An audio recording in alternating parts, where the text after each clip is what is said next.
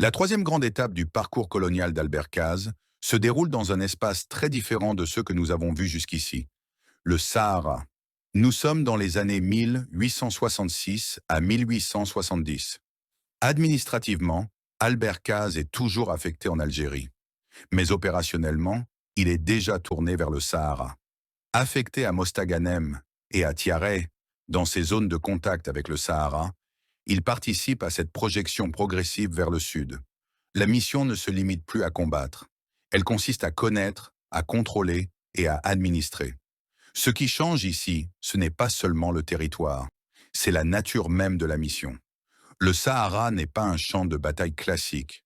C'est un espace militaire total, hostile, difficile à parcourir et stratégique. Regardez cette carte.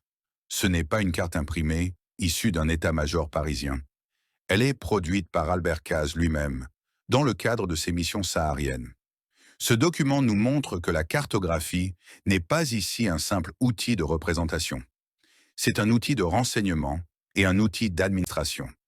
On n'y relève pas seulement des pistes ou des reliefs.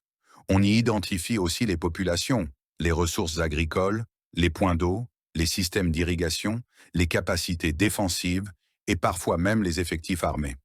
Autrement dit, la carte devient un inventaire du territoire. Dans ce contexte, l'officier n'est plus seulement un chef de troupe. Il devient aussi un observateur, un analyste et un administrateur. C'est précisément ce que montre le parcours d'Albert Caz. Le Sahara marque donc une étape essentielle dans sa carrière, le passage du chef de troupe à l'agent de l'État.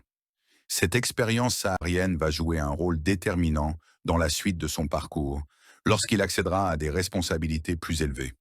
C'est ce que nous verrons dans l'épisode suivant.